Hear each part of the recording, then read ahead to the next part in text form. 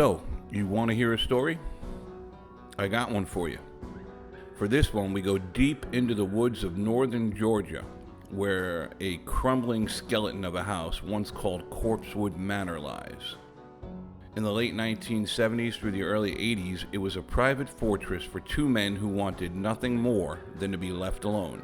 But when you live in the South, build a Gothic castle and call yourself Prince of Darkness, people will start to notice.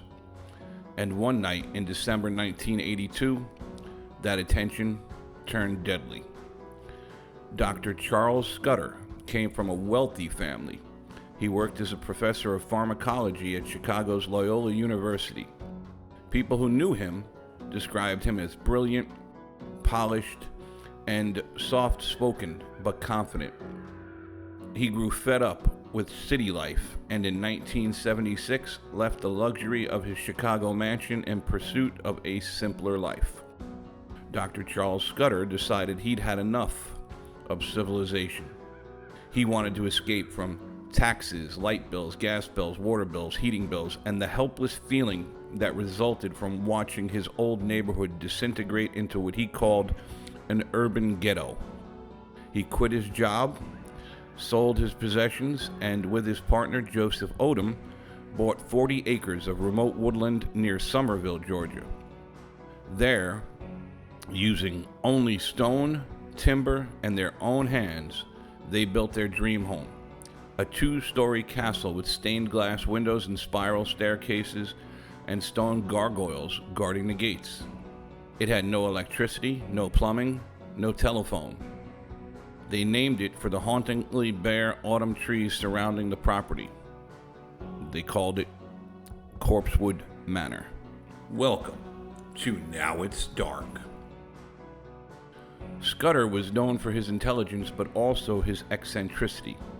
He painted Luciferian symbols, he played the harp by candlelight, and said he was a follower of the Church of Satan started by Anton Szandor LaVey. Locals were fascinated. Two well-educated outsiders living alone in the woods in a house full of occult symbols and strange artwork?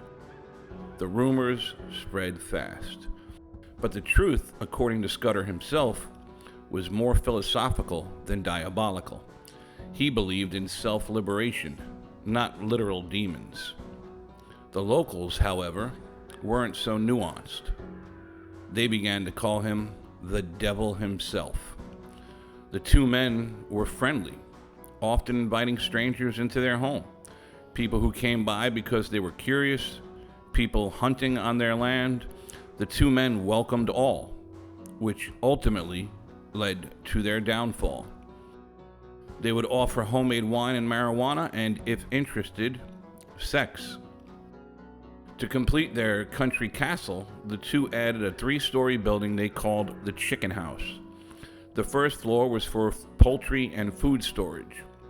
The second was for canned goods and the couple's extensive pornography collection, which would have been all printed material, boxes and boxes of it. And the third floor for their pink room, also known as the pleasure chamber.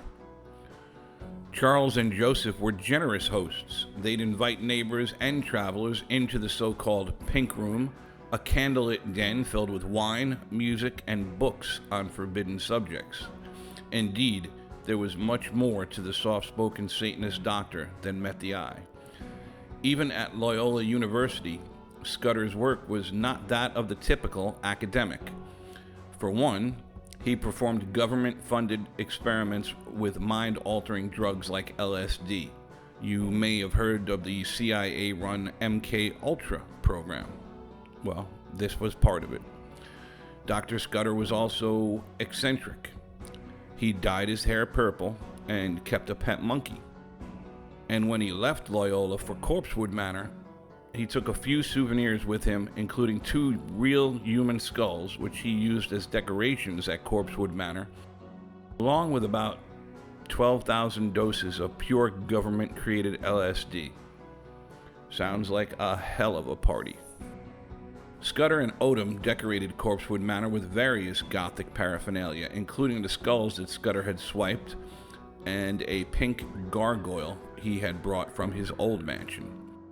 Scudder also fashioned stained glass windows adorned with a prophet known as Baphomet, an important figure in the Church of Satan, and another stained glass window of a human skull.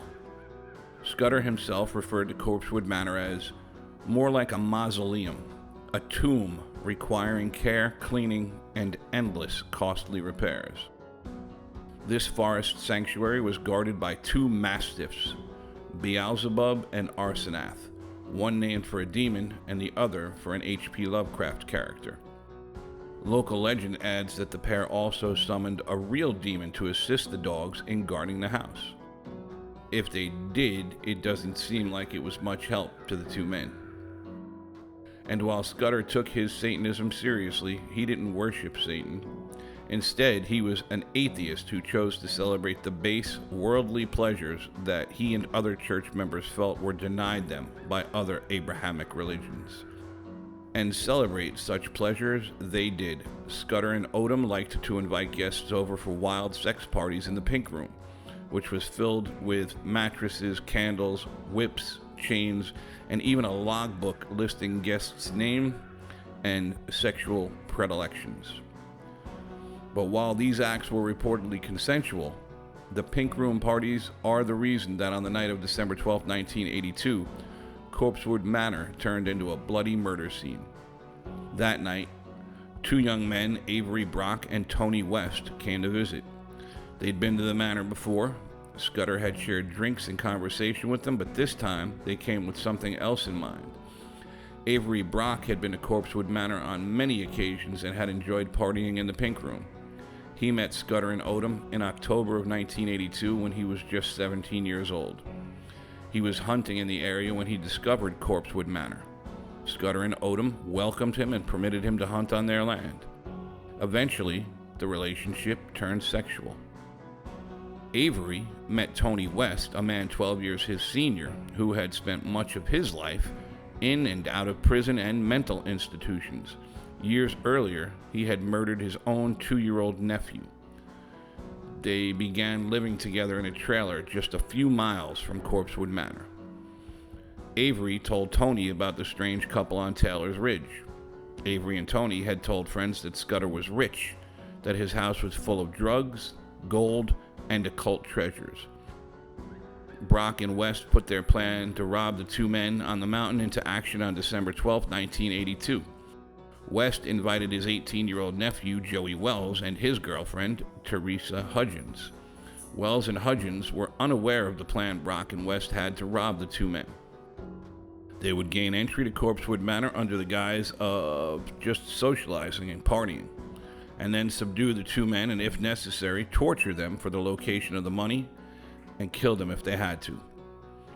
West visited Corpsewood many times under the pretense of just socializing with the two men, but his real motivation was to learn the layout of the home to make it easier to locate the treasures he was sure were in the house. West was never invited into the main house during these many visits. They were limited to outside the main house and the Pink Room loft. Neither Brock nor West had actually ever seen any valuables and had never heard tell of a safe in the house. They were working off rumors told by people in town and their own greed-inspired fantasies of wealth and treasure. Just after dark, Scudder and Odom heard the sound of a car approaching. The surprised visitors were welcomed. Dr. Scudder met the visitors in the driveway. The visitors were invited to climb the 40-foot ladder to the Pink Room. Inside, Scudder poured them wine, and the mood was calm. The Pink Room was lit by oil lamp and heated by a propane heater. The 5 people sat in the dimly lit bright pink loft, sipping homemade wine. The men drank and partied using something Brock called Toodaloo.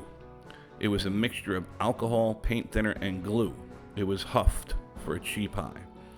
At one point, Brock said he had to get more party favors and exited the loft and climbed back down the ladder. His real intention was to get the .22 caliber rifle he had borrowed from his mom and introduce said rifle to his hosts while he relieved them of their fortunes. In reality, there was no fortune. No safe filled with cash and jewels, just a few dollars in their host's pockets and a small, inexpensive collection of occult books and art. The most expensive item the men had was Dr. Scudder's gold leaf harp. Brock returned to the Pink Room, now armed, and Brock and West tied up Scudder, demanding the location of the fortune they were sure was there. When Scudder insisted there was no money, Brock decided to confront Joe Odom and demand he hand over the fortune. Brock climbed back down the ladder and shouted at the main house for Odom to come outside with the dogs. Teresa and Joey Wells, surprised by what just happened and fearing for their own lives, climbed down the ladder and headed toward the car. Brock stopped them before they could get in the car. Joey Odom, hearing the yelling, opened the front door and found himself face to face with the muzzle of a gun. Brock immediately fired several times. He shot Odom and both dogs. They ransacked the house, finding little more than a few coins, some homemade wine, and Scudder's personal journals. In a rage, Avery shot Joseph in the head. When they realized they were mistaken and there was no fortune, they turned to Scudder and shot him. Dr. Scudder and Joe Odom now lay dying just a few feet apart. Joe Odom tried to make his way to Dr. Scudder and was shot one final time. Dr. Scudder attempted to get to his partner Joe Odom and his two mastiffs lying next to Odom, dying, and was shot again, dropping him to the ground. In a calm voice, Dr. Scudder said, "I asked for this." Perhaps because he had invited these strangers into his home, and in just moments they had destroyed everything. He attempted to crawl to his partner and dogs and was shot again several times until finally he died. On the wall above where the men lay dead was Dr. Scudder's self-portrait, painted only a few months ago. It depicted Dr. Scudder bound and gagged with 5 bullet holes in his head. Brock and West fled with what few valuables they had found. They attempted to steal the gold harp, which was the most expensive item in the house. They got it out to the car, but it was just too big and heavy for them to get into the car. When police arrived a few days later, they found the bodies of Scudder and Odom, their 2 dogs, shot, the house vandalized, Scudder's black Jeep missing. On the walls inside the manor were paintings of demons and angels, and Scudder's motto written above his desk, "As above, so below." Brock and West fled all the way to Mississippi, where they killed a man named Kirby Phelps while attempting to carjack the man on December 15th. West decided the Jeep would be too easily recognized and they needed a new vehicle. Kirby Phelps just happened to be at the wrong place at the wrong time, and they needed his car. Afterward, Brock returned to Georgia and turned himself into police on December 20th. West did the same in Chattanooga, Tennessee on the 25th. The 2 men stated the devil himself had driven them to do it. West was found guilty of 2 counts of murder and sentenced to death, while Brock pleaded guilty and received 3 consecutive life terms. With that came the end of the strange and bloody story of the Corpsewood Manor murders, but many questions still remain. At the trial, West and Brock both recounted the night's bloody events, including Dr. Scudder's statement, "I asked for this," just before being killed. The bloody tragedy at Corpsewood Manor in 1982 has become something of a satanic, sex-fueled myth. In town, whispers spread that Scudder had cursed the men, that the moment they entered Corpsewood Manor, their fate was sealed. This was right at the heart of the satanic panic in the early 80s into the 90s. Over the years, visitors to the ruins report seeing candlelight flickering in the windows, the faint sound of harp music echoing through the trees. Some even claim that on quiet nights you can hear 2 voices speaking in Latin, drifting from the broken stone walls of the manor. Dr. Scudder often quoted Edgar Allan Poe's line, "Life is but a dream within a dream." Maybe for him, death was just another doorway, one that still creaks open deep in those Georgia woods. Because in Corpsewood Manor, not all the devils are dead. After the murders, Corpsewood Manor sat in silence. No one came to rebuild. No one came to claim the land. The world moved on, but the woods did not. Over time, the forest did begin to take the house back. Vines crawled up the walls and the roof collapsed under decades of rain. Fire destroyed all of the wood, leaving only thousands of bricks the men had used to build their home. Yet those who wandered too close say the manor never truly died.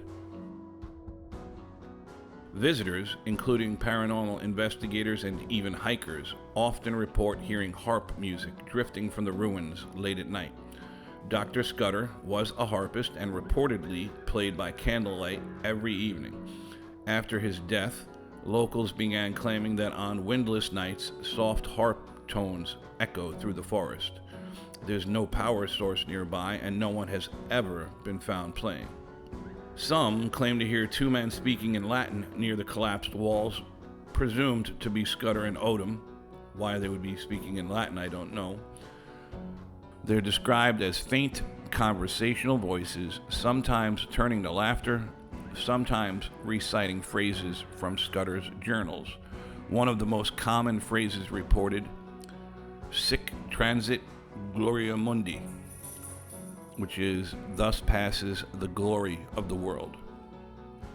Photographers often capture orbs and light anomalies around the old stone staircase, but what truly unnerves visitors are the reports of two glowing red eyes in the darkness, sometimes seen hovering where the gargoyle once stood. Some say it's an animal, others insist the eyes follow them until they leave the property.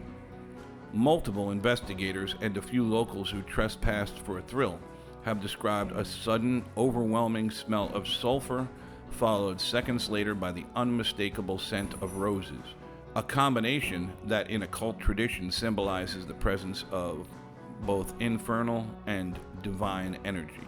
So what happened at Corpsewood Manor? Were Dr. Scudder and Joe Odom some kind of devils, since they were devil worshippers? Did they bring this on themselves? Or is it that they were just too friendly, too polite, inviting everyone in, and that caused it? Or was there something darker at play? Let me know in the comments. And if you can, a like would be a big help. I'd really appreciate it. Subscribe if you want more dark stories like this. And thank you for watching. Now it's dark.